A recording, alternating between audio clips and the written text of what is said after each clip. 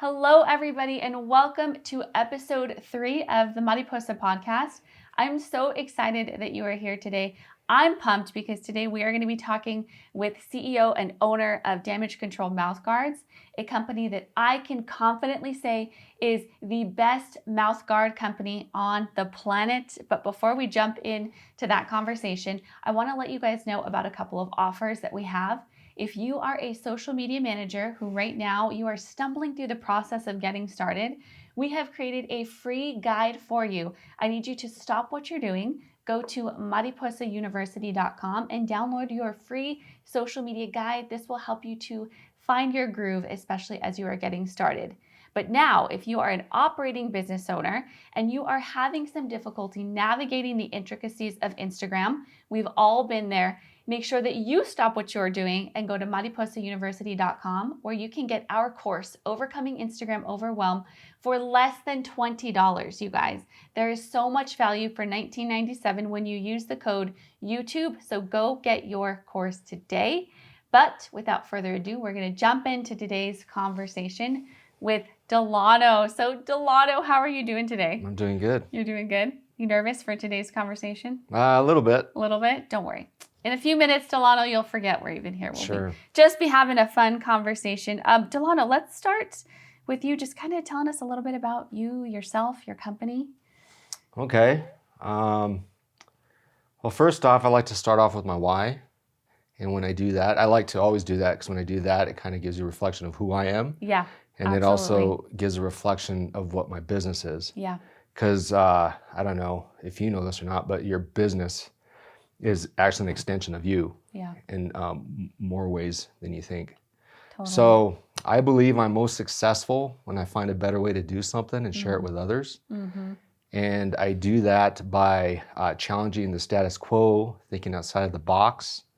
And when I do that, I make things simple in the lives of others. And in this case, for my business, make things simple for the customer who purchased from us. I love that. Okay. So in that, you have created a better way to produce mouth guards. Tell us a little bit about your product. Okay. About the product? Yeah. About the business? About the product. Tell us a little bit about, in reference to your why, what makes this product different?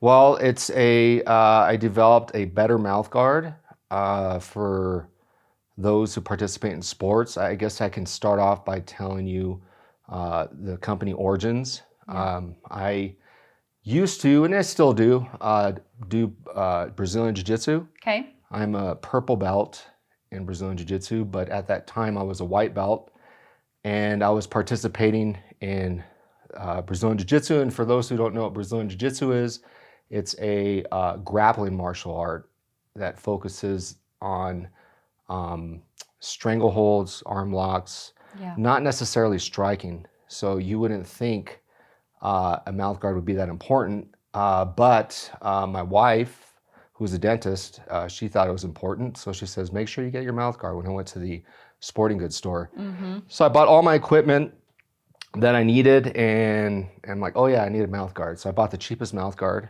I spent $10 for it. I don't know where I remember that price, but that's what I spent. And I went home, I boiled it, and the thing just fit horribly. And so I used to wear it in class, but more times than not, it obstruct my breathing, my communication, kind of trigger gag reflex just because it's big and bulky and uncomfortable. Yeah. So there was this one day where I was grappling with somebody, and I said, you know what? I took out my mouth guard and I set it on the windowsill, and then went back to grappling. A few moments later, his head hit my chin, and my teeth collided, and I chipped both my front teeth. No. And so anyways, I went to the dentist. She fixed it, and her assistant said, why don't we make him she said, the dentist is my wife, right? Yeah, I was going to ask. I got lectured by my wife/dentist, why aren't you wearing your mouth guard? And I said, because the thing is horrible. It's big, bulky, I can't breathe with it. Yeah. And her assistant said, Dr. Talek, why don't we just make him a custom fit mouth guard? Yeah. And I never even heard of a custom fit mouth guard before. They took an impression of my teeth. They sent it out to the lab. And then I got the custom fit mouth guard, and when I tried it on, it was unbelievable. It snapped in my mouth. Yeah. I could breathe with it. I could talk with it, and it's like I couldn't even believe it was in my mouth because it's created to the anatomy of my teeth. So when I went back to the gym, I just couldn't shut up about it, and because it was a better mouth guard, and it was something that you could only get through your dentist.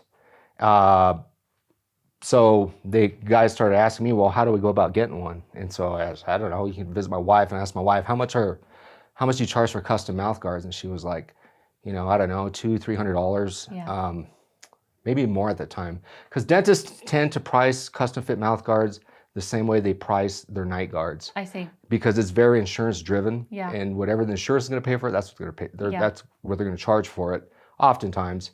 And so, some night guards typically go for $500. I've heard mouth guards go for $500. So anyways, when I went back to the guys and I said, hey, it's going to be like $300, they're okay, no never thanks. Never mind. So me and my wife had just finished purchasing this dental practice, and so I was rummaging through the lab, see if I could, find stuff that I can make a custom fit mouth guard with. And there was a machine there was sample material. And so that's kind of how the company started. So going back to the original question, how is it a better mouth guard, or, about the product, I figured that if you made a better mouth guard that fit people's teeth, that was comfortable, that they can breathe with, that they can talk with, they'd more than likely wear it. So I started my business just strictly making custom fit mouth guards because those are the best mouth guards. I call them the quintessential mouth guards. Yeah. But, to go to the original question, tell us about your mouth guards, and why are they better? They're better because they're fashioned after the quintessential mouth guard. Yeah. And that they fit, they protect, and we could also do cool designs. They do the job. Okay. So that's why they're better. And whereas other companies that are in the same industry, let's say the boil and bite industry, they started off making boil and bites. So they didn't start off where I started, with the quintessential mouth guard and fashion it after that. They started just with boil and bites. Yeah. And, without really giving much thought, giving all the thought to attention, all the thought to protection, but no thought to comfortability. Yeah. No thought to fit, no thought to aesthetics. So that's what makes us different. Gotcha. So for the audience, just so I can clarify, the boil and bite mouth guard is going to be the cheap one that you get. You take it home, you put in some water, you warm it up, you put it in your mouth, and it's supposed to form to your teeth. So that's essentially what you're saying. The other companies start with that, and then they try to build up. You built the top tier mouth guard, and then you're trying to make sure that every product that comes in under that will still have the same quality and the same effect as that top tier mouth guard. Yeah. Correct. Yes. Okay. Gotcha. Here's my takeaways from this, Delano, and I think this is important for users, especially people, let's say we have audience members who are listening that don't have a business yet, but they have that entrepreneurial spirit, they have that mindset. What I'm seeing that you did is you looked around you, you saw a problem, and then you created a solution. And so I think sometimes we get caught up as entrepreneurs, like we have to think of this like large, grand idea, this huge, world-changing solution. And that until we figure that out, we're not going to move forward in the next step of what that looks like. But I want to encourage you, for the people who are starting out, like just look at the simple problems around you. In your case, in your world, it's going to look different than the mouth guard. But I don't want us to overlook the opportunity to create opportunity where there's simple changes can incite big ideas and in turn big businesses. Right. And I don't know if you read many business books, but there's this business book called The Long Tail. I don't know if you've read it or not. I haven't yet, but I will. Okay.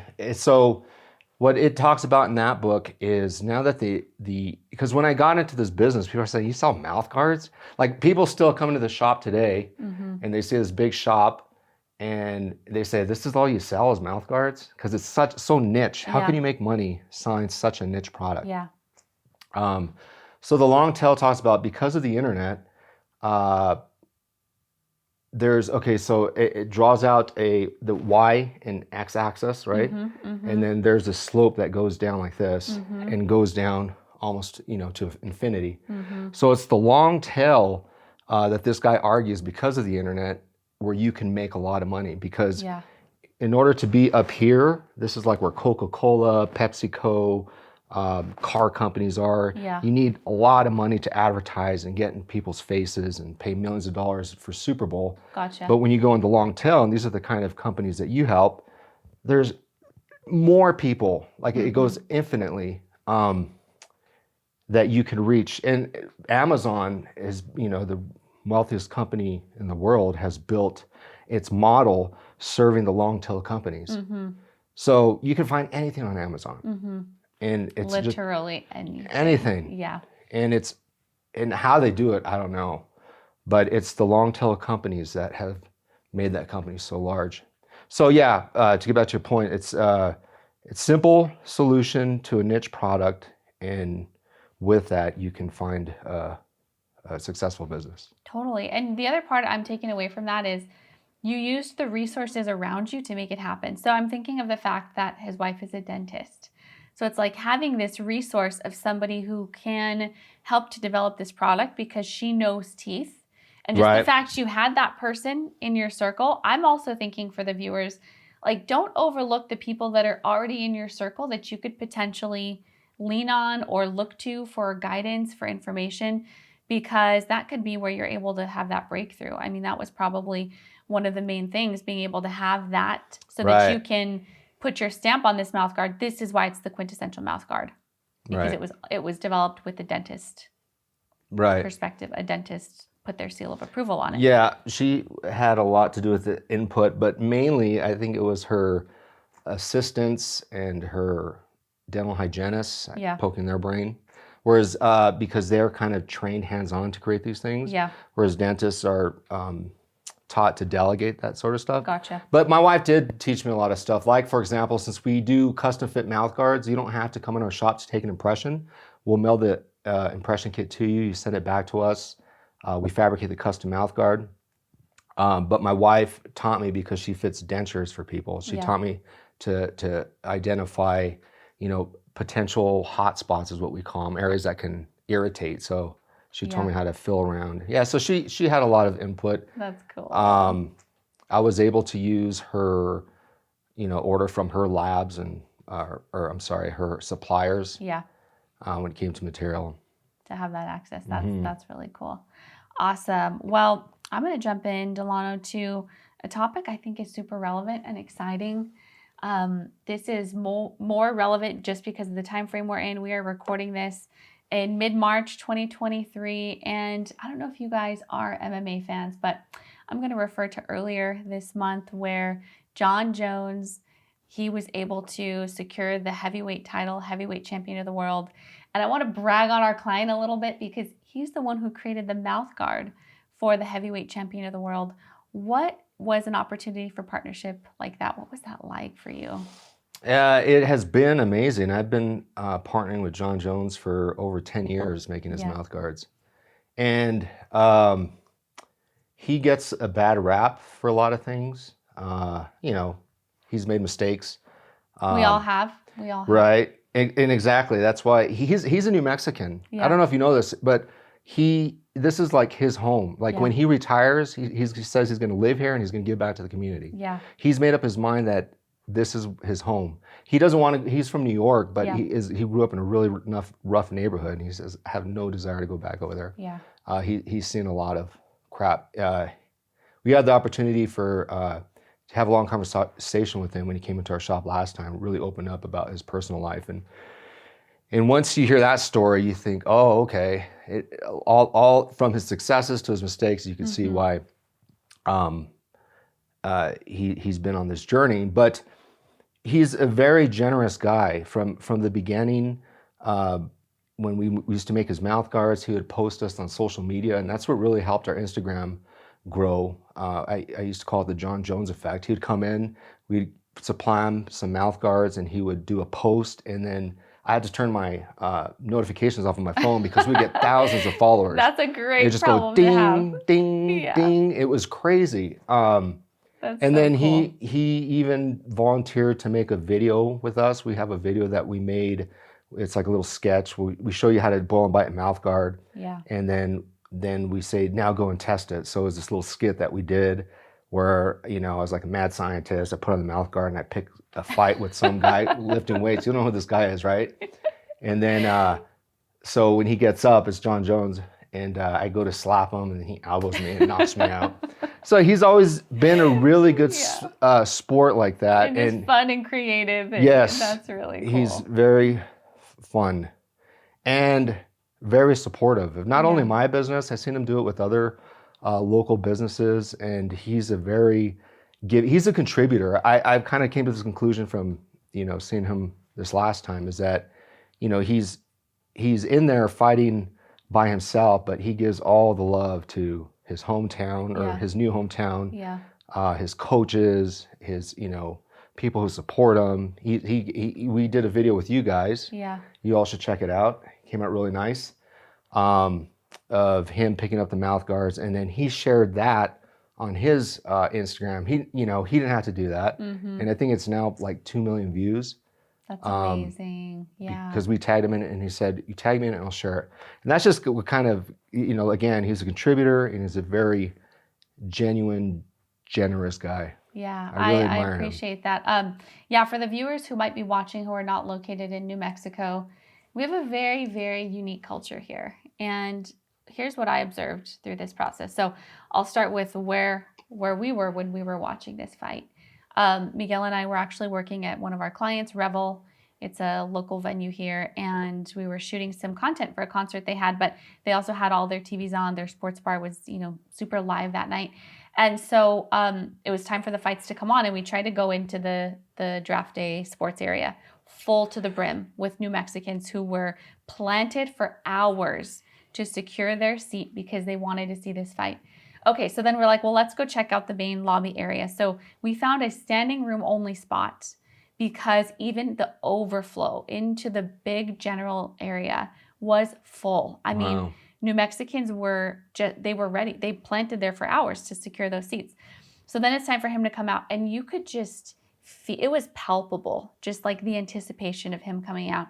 And I was trying to just kind of like look around, and I was just trying to glean from the moment, like, what is this about? And it made me feel like I had like an epiphany about New Mexico and just the people here. It was like when somebody makes it and people believe in the person, and I thought that because he came out like he was just kind of doing his walkout.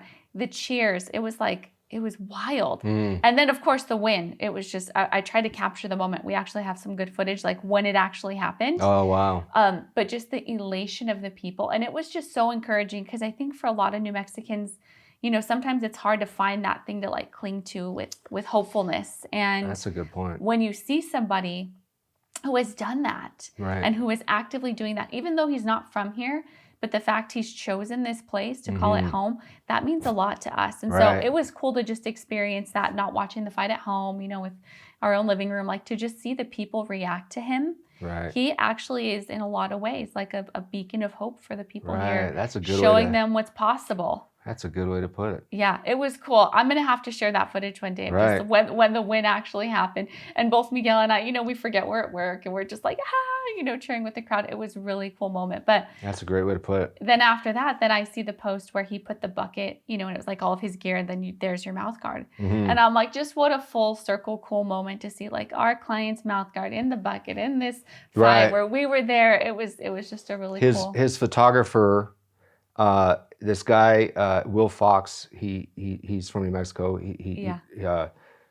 He does these little, he follows him for every fight and takes pictures of him and creates like this photographic documentary of everything. Yeah. And so one of the things he captured was his corner bucket with my mouth guard in there. It was pretty cool. That's so cool. That is so cool. To clarify, so the people know what you're talking about. Yeah. But all that. But that's a great way to put it. And that's something about him is they say he's the greatest of all time. Yeah. And so he's undefeated, essentially. Yeah. He has one loss, which was a silly disqualification. But he exudes greatness. And that does, I never thought about that. It gives us hope. It does. It gives us hope. It does, especially in a place where, like, you know, let's just call it for what there's a lot of hopelessness here. I mean, it's hard to find encouragement. It's hard to find, like, you know, I guess, I don't know what to really call it. It's kind of like just this overarching way of looking at the world. Right. And I feel like he brings that outsider perspective that gives people something to, like, just really look to. Right. And I know you mentioned, you know, he's had his past and, you know, all those types of things. But I think at the end of the day, you know, people see someone who's real and authentic, knowing none of us are perfect. We've all had our mistakes. And that's why he's still loved here, because I think every New Mexican is related to somebody who's done stuff that he's done or has done it themselves. So yeah, it's not far from what we see in a normal everyday. But to see someone come back and just kind of, like, you know, in their own way, own it, talk about it, still come back, still pursue their craft, and then win on the other side. So anyways. And overcoming. it. That's part of the story too, right? Totally.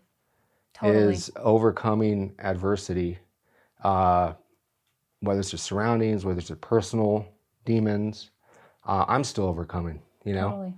So that gives me hope too. Absolutely. I mean, at this point, we're all works in progress. Right. When will any of us ever arrive? You know, and I think for the entrepreneur watching, the business person watching, I think that's a mindset that even, you know, the greats have. It's like you never get to the point of arrival, because if you have, I think that's proof that you stunted your own growth. You know, if you think you've arrived, you're assuming you have nowhere to go. No other way to grow. But I think the people that would be a sad place to be, I think. Yeah, who are really growing, you'll acknowledge when you're 80 years old, you're still going to be a work in progress. Right. Yeah.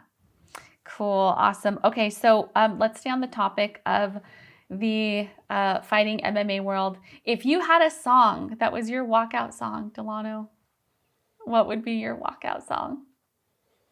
Wow. I never got asked that question before. You probably were not expecting that. I would say the James Bond theme song. Okay. And I have a story behind that. When I used to do jiu-jitsu, the community is really big here now. It didn't used to be when I first started. So in order for us to compete, we'd have to go to California or we'd have to go to Las Vegas.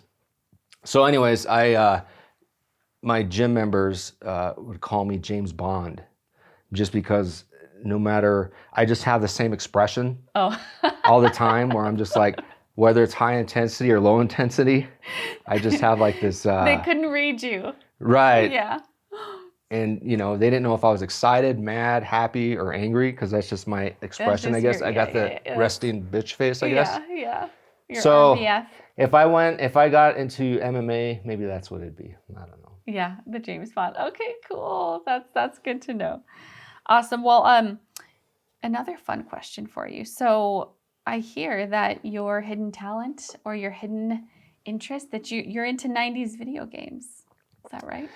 I would say more 80s. 80s, okay. And 90s, yeah, that's right. 80s and 90s, video games. I'm who told you that? I'm just kidding.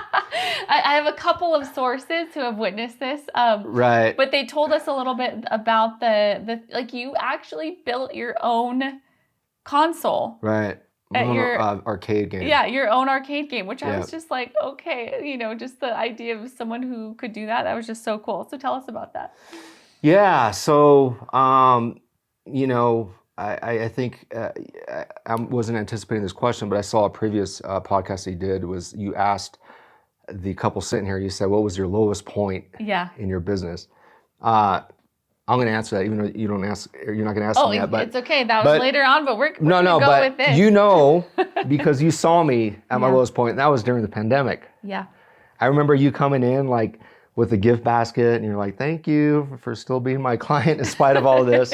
And like, she comes in, and it's like, streets are dead. It's like zombie land. The only people walking the streets are like homeless people.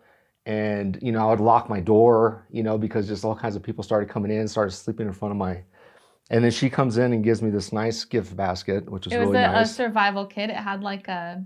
Oh, that's right. Tell us about that. It had some TP. There was a roll of toilet paper in Oh there. my gosh, I forgot about that. It was like a utility box. And it had had a roll of toilet paper. Let me think what else it had. I think it had... I don't exactly remember, but it was like full of just like survival stuff that at the time... we didn't know we were going to need, but it was the stuff that wasn't on the shelves. It wasn't like jerky too. Oh yeah. There was some dehydrated food. Right? There was some some El Jerky Loco beef jerky from our client. There was a couple of fast food gift cards because everything was either drive-through or curbside. So yeah, there was some. I think it was for Max Steak in the Rough. Some gift cards in there. That's right. Yeah, just a couple of the necessities. Anyway, so we got. This is how she treats her clients, which is really, really great.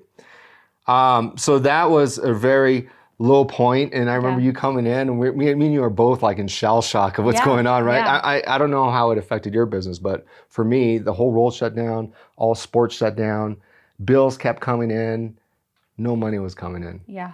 So I had to figure something out, right? I got to generate money to pay these bills. So what I did was I have a machine, kind of like the one you have out there. Mm-hmm. It's a vinyl printing machine. So I kind of, started lettering trucks and just doing stuff to generate revenue. Yeah.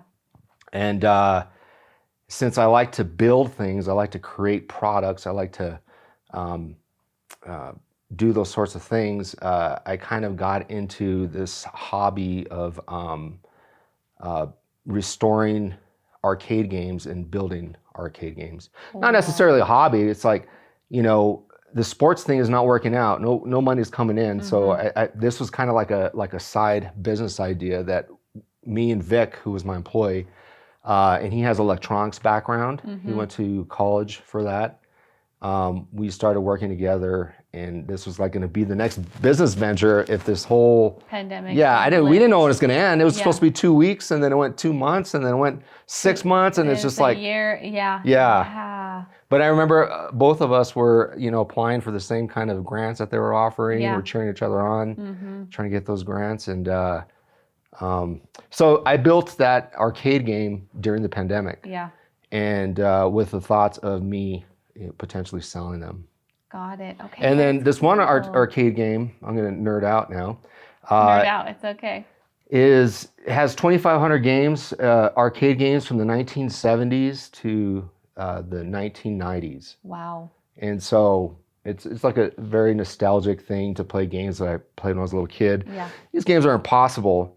How old are you? 34. 34? I had to pause and think about that. Right. I'm like, yeah. I'm getting to the age where so you're a millennial, pause. right? Yeah, millennial. Yeah, technically. I'm Generation X. Okay. And those were our games. They weren't created. They were created to suck all the quarters out of you. Yeah. They weren't created to save where you died to restart a few days later. Yeah. This was before Nintendo and all that. So I often joke that's why Generation X people have such low self-esteem, because they had to play these games, right, that were impossible to beat.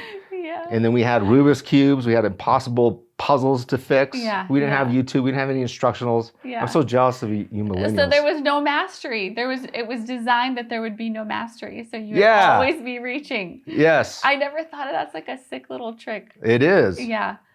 Yeah. And, that's cool. And that's why we're jealous of you millennials, because you guys have the cool video games, cool consoles. If you guys want to learn how to solve a Rubik's Cube, you can go to YouTube, figure it out. I heard you say that in your last podcast too. Sorry, I watch Laurene's content all the time. He's a supporter. Yeah, it's good stuff. That's cool. Thank you for that. But yeah, I benefit from it too, because starting my business, I didn't know what the heck I was doing. Yeah. So thank God for YouTube. And that's kind of like why I want to work with you to create YouTube videos. We've talked about it briefly. Is I'm kind of trying to give that back to people who want to learn how to build custom mouth guards. I want to show them. I didn't have that. I just had to figure out. I had to go to courses in Washington, D.C. to figure out how to hand fabricate custom fit mouth guards and what have you. Mm-hmm. So now you're trying to kind of package some of that up and say, hey, how can I deliver value?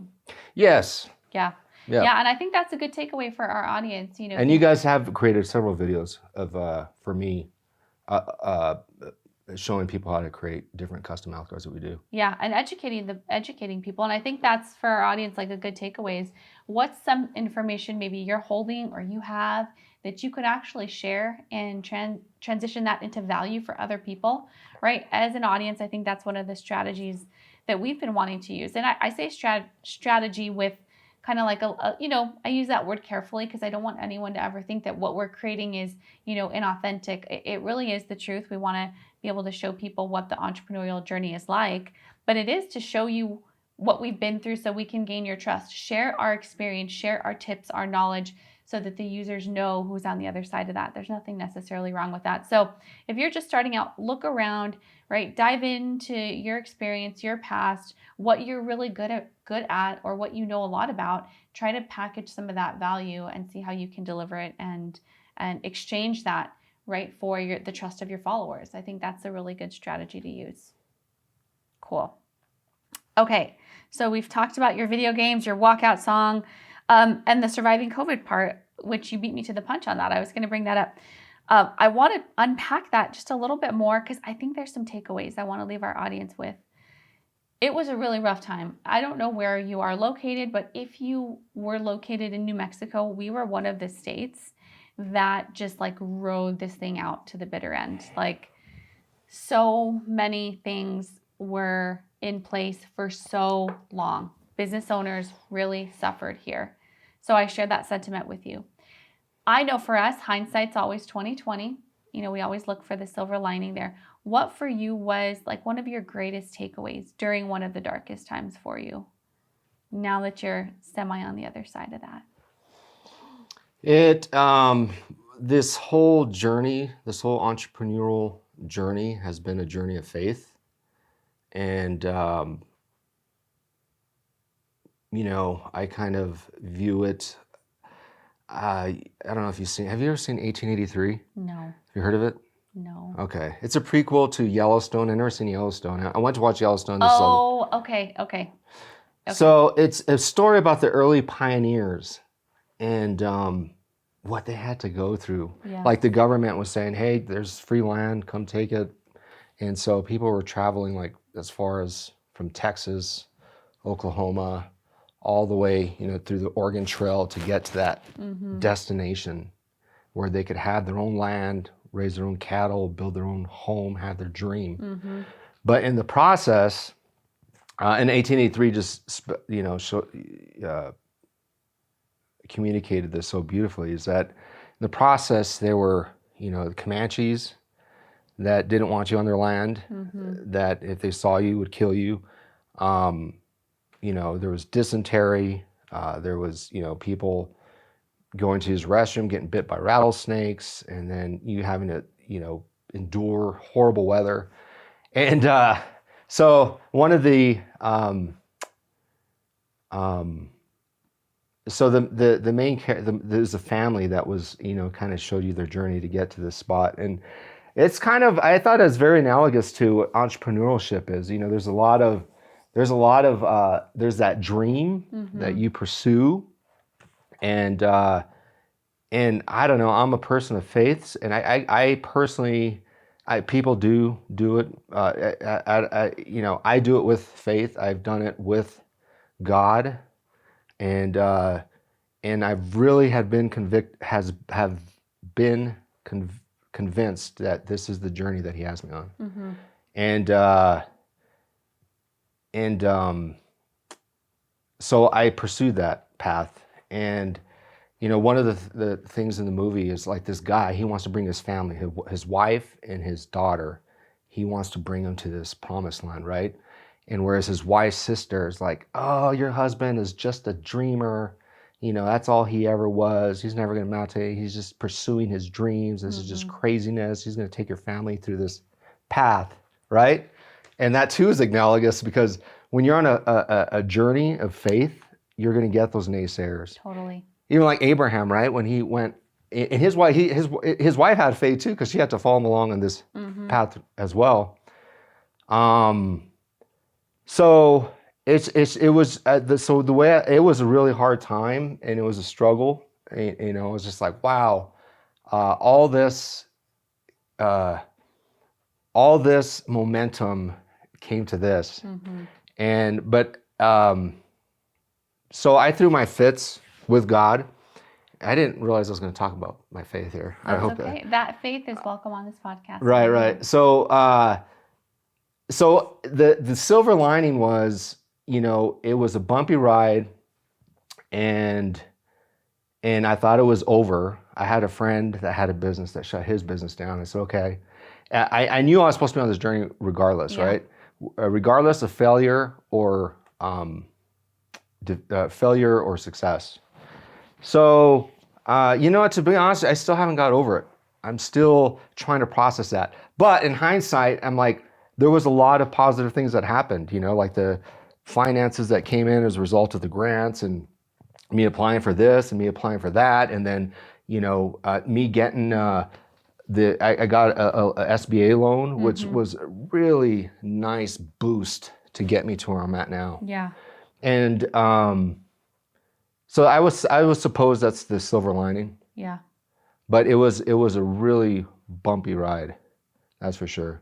But that's a little bit of bumps still continuing. Right. But I went through it, endured it, and I am where I'm at today, and I'm in a lot better place than I was 2019, pre-pandemic. Yeah. And it just kind of happened. Oh, and that was another thing. This is another silver lining. Up until that point, I think I had 4 employees.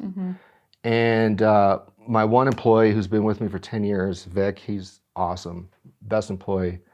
I had 2 other employees that the pandemic just freaked them out. Yeah.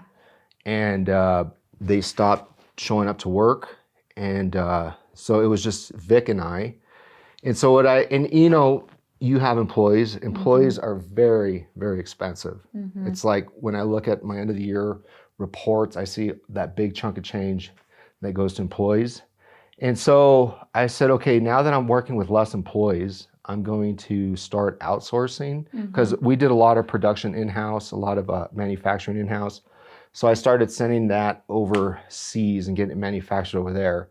And as a result of that, that's kind of, now it's just me and Vic. There was one time there was 6 of us working, handling what just me and Vic are handling now. Wow. So it's been, I'm not a fan of, eliminating jobs and outsourcing the work, but it was kind of one of those things where I had to do this just because of the situation I was in. You do what you got to do. Yeah, I think for the viewers, a couple of takeaways there.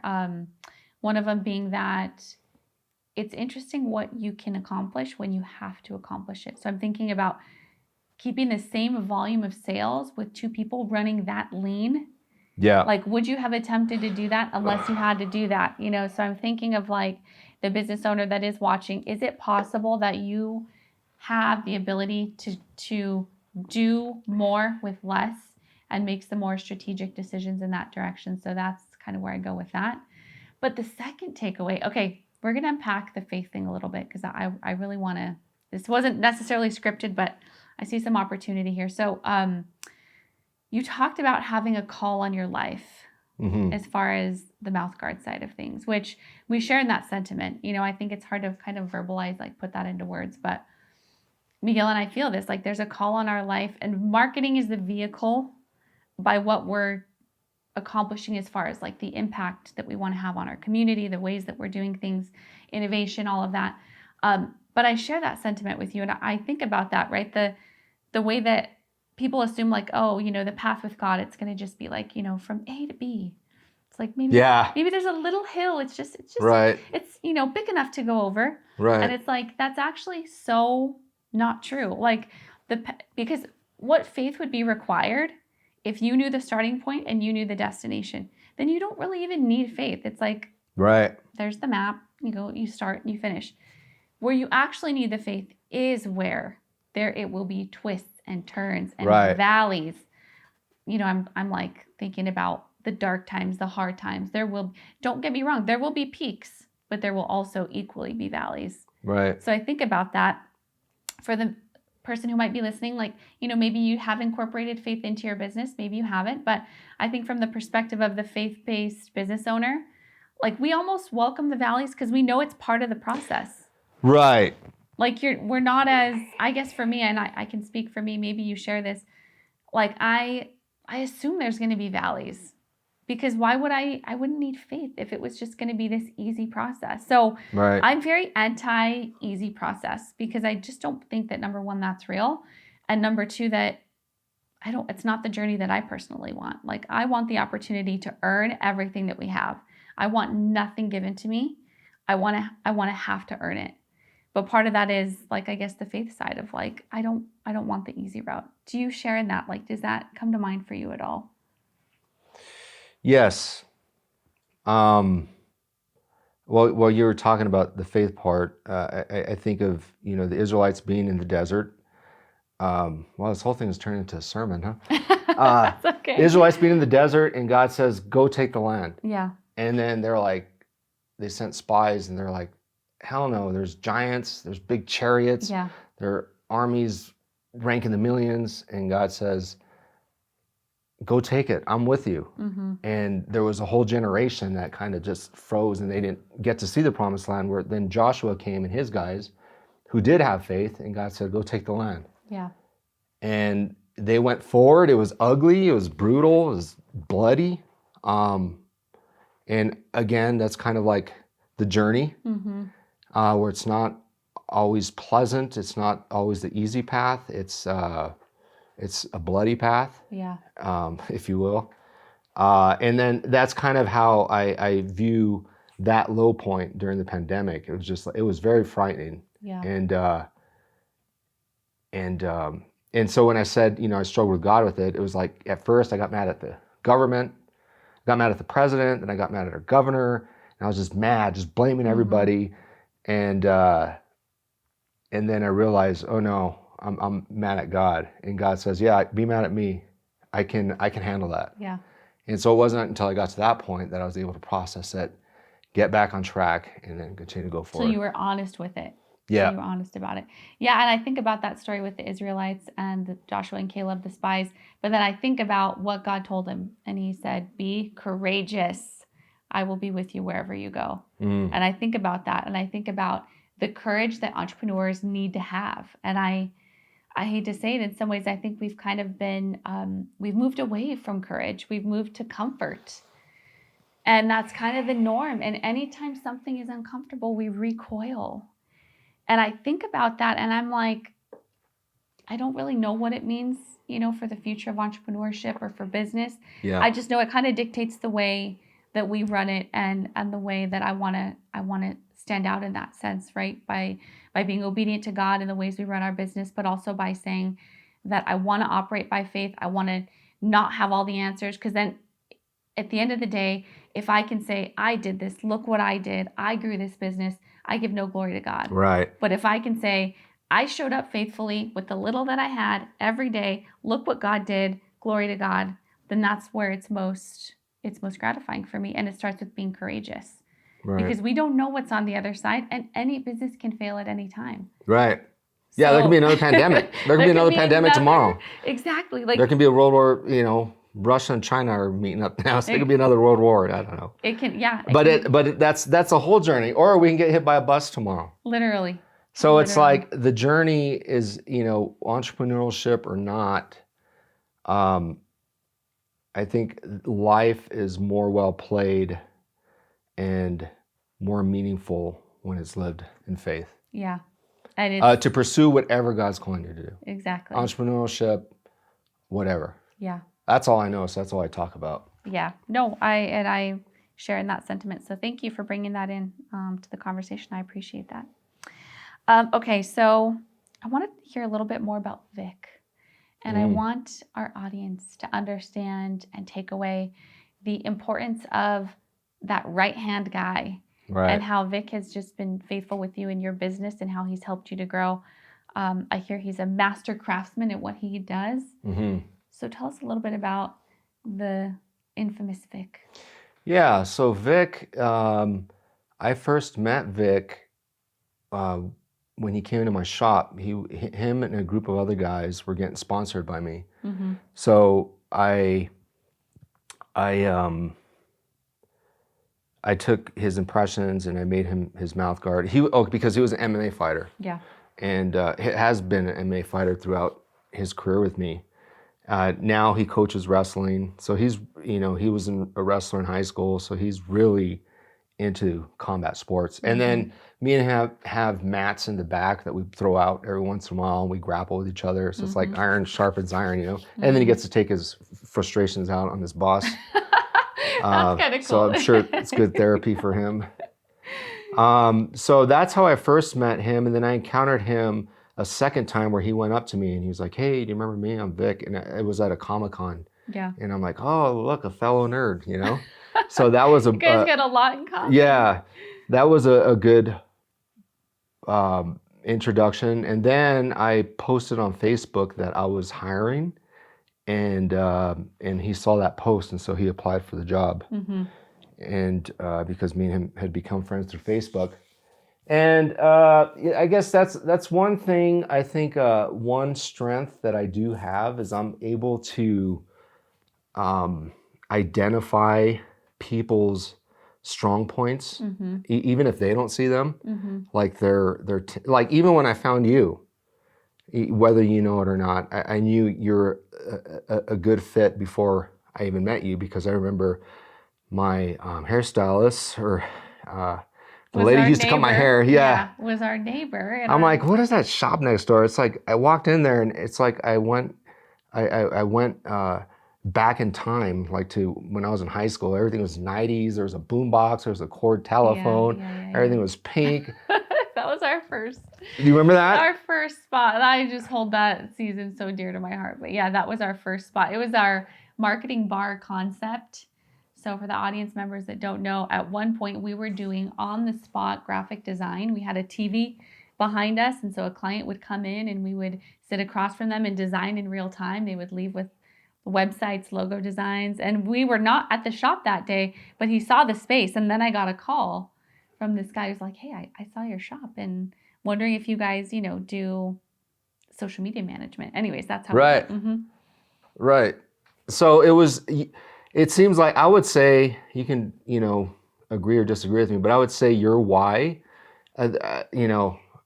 don't get me started on whys, but I would say your why is challenge the status quo, mm-hmm. in that you're always thinking different, always thinking outside of the box. And as a result of that, you grab people's attention, whether it's the bright colors or the 90s theme. It's just like, you don't see this, so I knew, okay, if this lady could do my marketing, social media, that's kind of like, that's my how, is mm-hmm. challenge the status quo. Mm-hmm. And I think she'd be a great fit to do my social media and what have you. And then I even had you do some other designs. And how long have we been working together now? At this point, it's probably like 3 to 4 years. 3 to 4 years now. 3 to 4 years. So back when we started working together, we were a 2-person operation. I think it was me and Emily. It was just you two. Yeah. And then since then, now we're a 7-person operation. But Nice. You've been with us, through the pandemic, from the beginning. Right. Just having that working relationship. But I'm glad that you were able to see that we do challenge the status quo. I think that's something. Would you agree with that? I might be off, but. No, I would say, yeah. And I think for us, the biggest part is, creating something different and that inspires people. Something that's different, but it's also magnetic. In Yes. the sense that, so we challenge that. And I think also too, just once again, being from here, we don't often have a lot of new things. And so we want to be that vibrant, inviting type of brand and business. Right. And it's not just new, it's innovative. I'm standing on grass in here. It's innovative. It's thinking outside of the box. And, even the bathroom, I saw, the way you had it decorated. I know it's very cost-effective way, but it's beautiful. How you put all the designs and everything. Mm-hmm. And so anyways, to get back to the point, I kind of see things in people before, they even see it. And so I'm able to identify if somebody's going to be a good fit for what I'm looking for. And in this particular instance, going back to Vic. Oh, yes, Vic. Yes. When he applied for the job, I kind of creeped his Facebook page. And then I saw, he's Native American, and I guess ever since he was a little kid, so he had posts in there of the pottery that he helped his grandma make. His grandma used to go to these shows in Santa Fe and sell her pottery, and so ever since he was a little kid, he was handcrafting stuff, painting stuff, drawing stuff, and that's what I was looking for. I was looking for somebody to make custom mouth guards, but we don't just make custom mouth guards. We're a very design heavy company, so it has to be beautiful. That's one of the 3 points that we comfort, fit, one, protection, and aesthetics. Those are our 3 main cores. And then I saw that he spray painted his bedroom like graffiti, and that was beautiful. And so you're like, I need this guy. Yeah. I want this guy. So I hired him, and he's been an asset ever since. And I'm very grateful for him. And he has a military background. He's been in the military he was in the Navy. And so he just is very trustworthy, very disciplined. He'll show up even if he's sick. So there's been times I said, go home, you know what I mean? But he's I have to send him home, but yeah, that's just what kind of person he is. And so I've even told him, and I'll say it on record, that, if we get to the point where we're,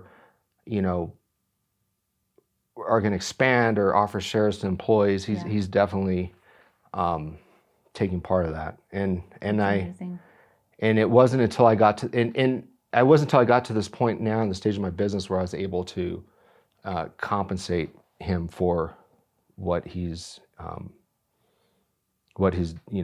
offers to the company. Yeah, that's awesome. Well, I think for the audience takeaway for that is, as your business grows, when you get to the point where you can bring that person on and you find somebody who really does fit the company's values, culture, the quality of what you're putting out, keep that person, do whatever you have to do to secure that position in your company.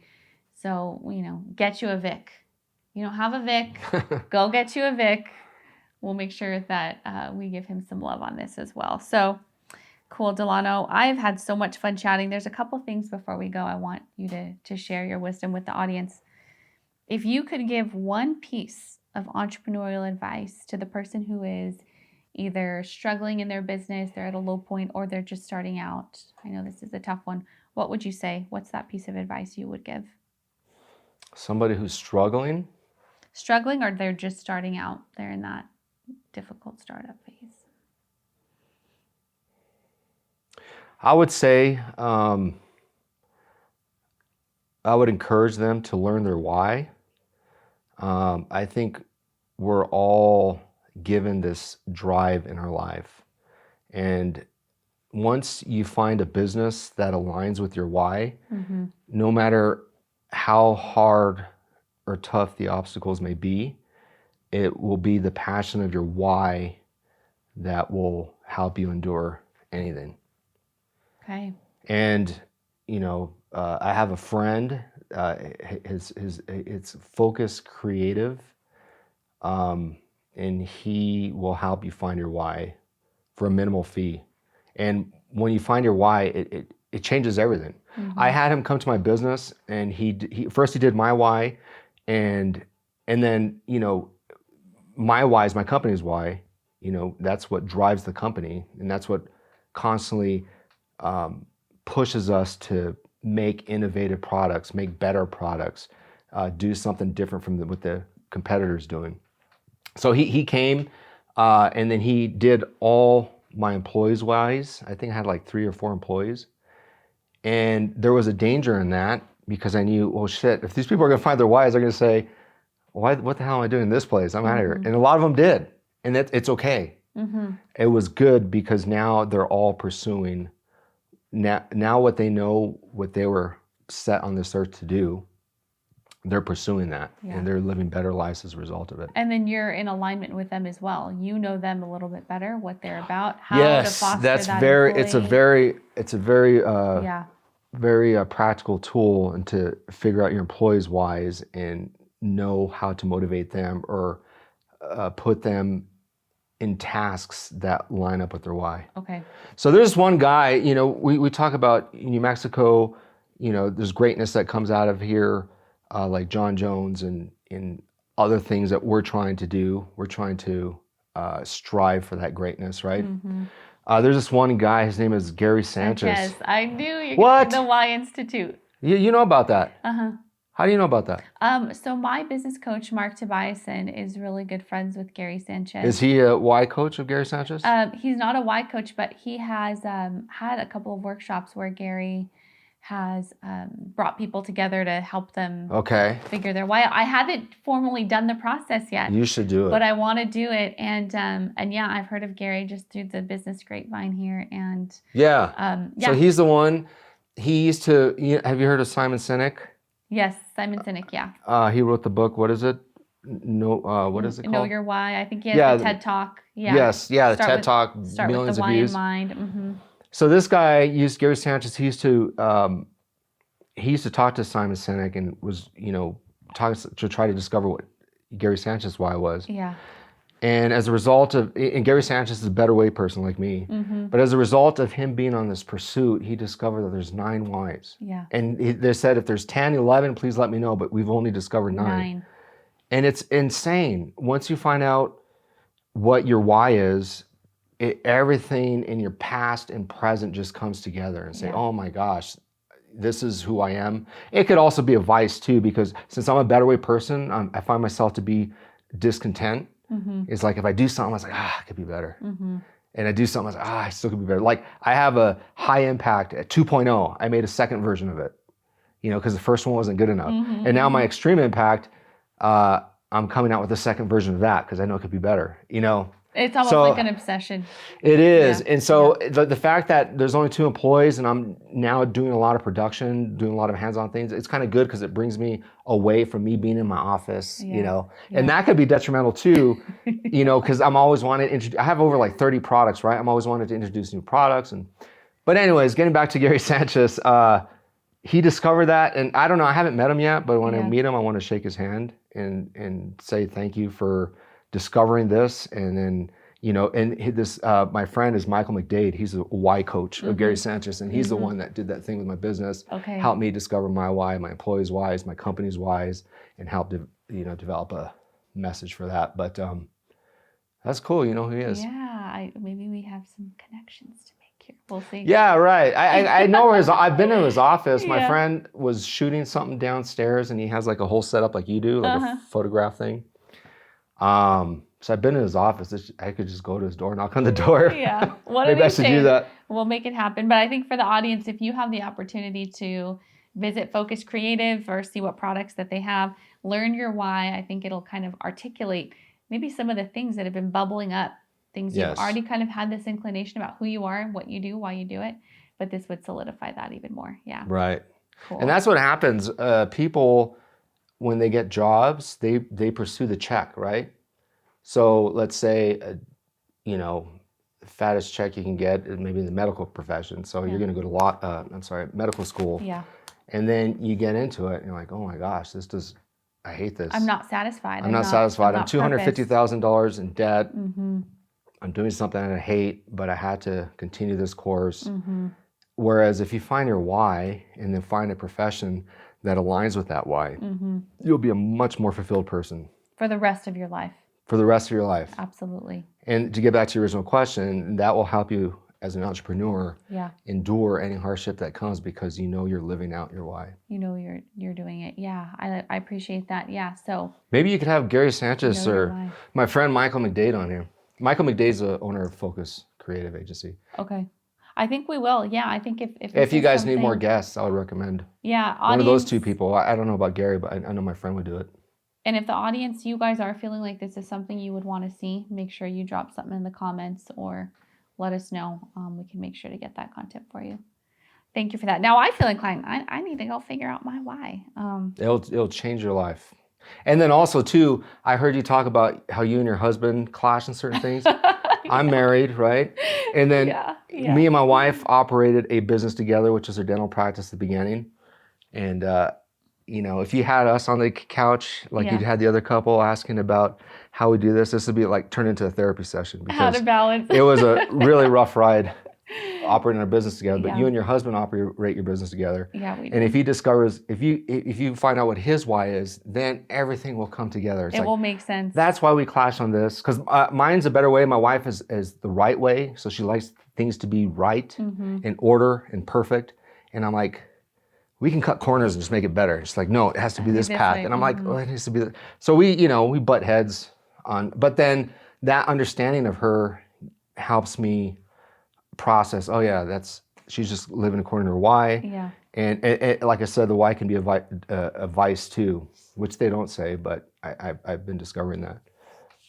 And my vice, a better way can be a vice for me. And I hope I'm not talking like a bunch of jargon because you guys don't know what the whys are, but you should explore it. Yeah, I think it makes sense. sense. You and Miguel should both. I think we should.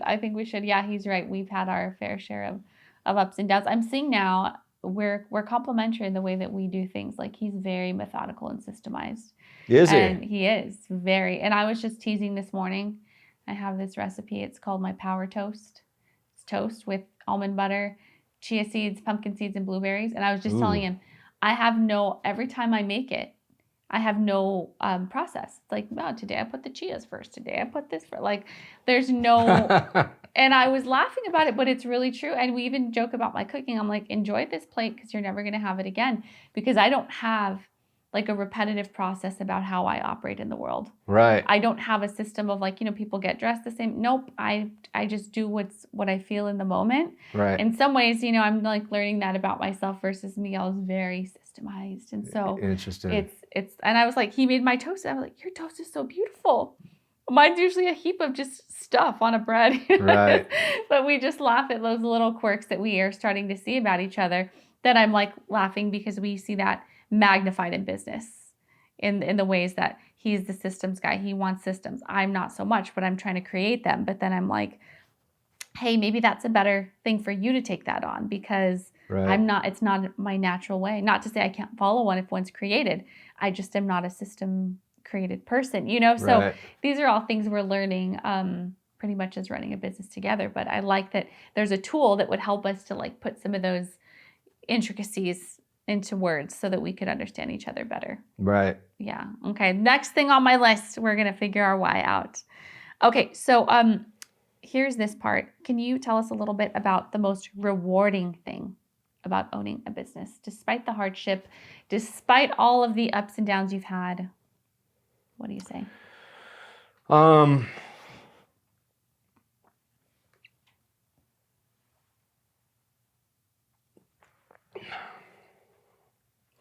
I would say that probably the most rewarding thing is to create something and people give you money for it.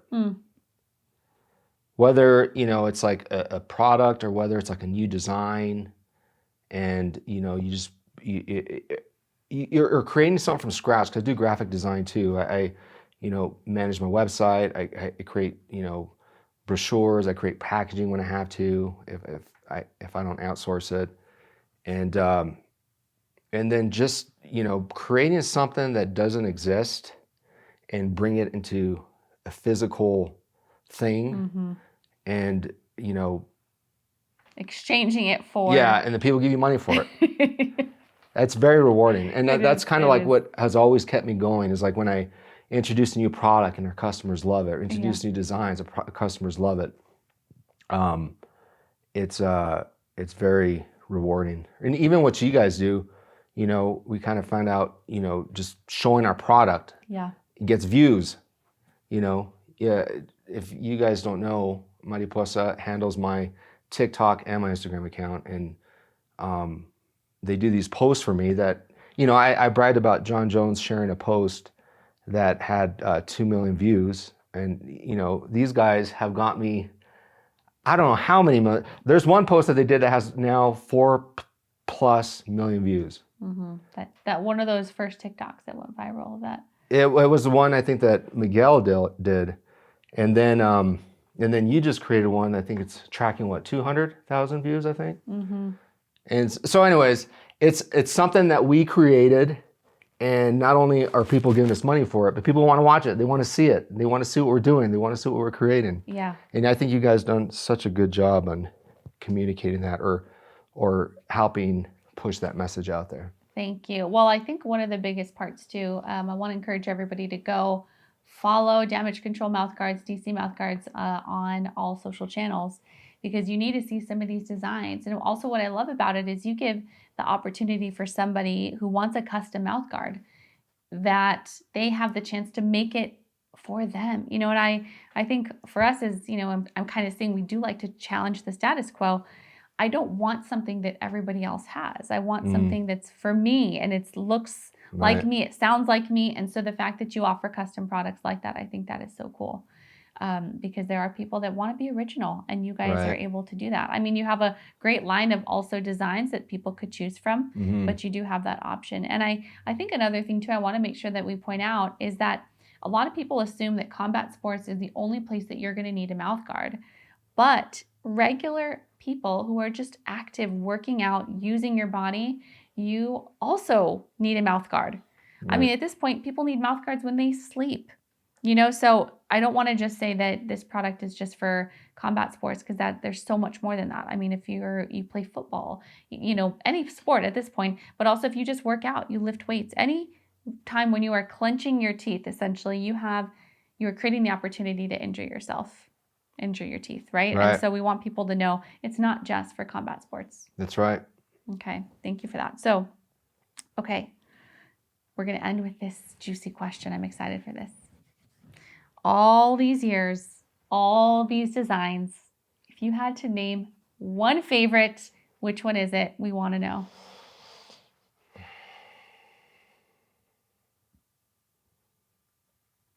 I have several. Name them. Well, one of them is the one that always gets hits when you post it, is the Breaking Bad. Oh, yeah. That was my vision, and I did the graphic design. I said, that'd be cool if we do this. And Vic, brought it to fruition, and then he made it like it was cracked, like those who don't know, Breaking Bad was filmed here in Albuquerque, so there's like a connection of that for us. And I have a story where I made Bryan Cranston a little apparatus for a scene in the movie where he had to, if you want to ask me that another time, I'll tell you, but that was fun. We'll do a part 2. That I would say probably my favorite design, and I didn't even design it. There's this one fighter named Carlos Condit, and he wanted me to make a mouth guard. He says he wanted to put the Zia symbol on there. Yeah. And it was very simple. And then he had this huge victory where he knocked out this guy, and he smiles at the camera with the Zia. There it was. There was a New Mexico flag. Yeah. And everybody in New Mexico wanted that mouth guard. Yeah. And at that time, we were only selling custom fit mouth guards. So they're like, how much is it? I was like, $120. Yeah. And so that's what got me into the boil and bite business, because then my competitors started making that Zia flag, and I'm like, hey, that's my design. You're like, you're not in New Mexico. You have not earned the right to create that mouth guard. Yeah. So I would say that's my favorite design, because it motivated me to get in the boil and bite business. Okay. And it wasn't until because I was only going to sell the best. Yeah. But then I got in the boil and bite, and I started selling those, and those sold like hotcakes. I'm like, wow, there might be something to this boil and bite thing. Cool. And how symbolic, for those of you who don't know, the Zia symbol, it's kind of like our state flag. And for us as New Mexicans, I mean, it's literally a symbol we hold so near and dear to our hearts. And like people have tattoos of it all over their bodies. Like you'll be in California on vacation, you see a guy with like, a Zia symbol on his back, and you're like, oh, New Mexican, like it's just one of those identifiable things. Yeah. But how cool that it was that design that helped you to innovate, to expand your product line. And now at this point, you offer mouth guards of all levels, all price points. And it was that symbol that opened the door to that. So that is so cool. Awesome. Well, Delano, today was so gratifying. I learned so much. I'm going to go learn my why.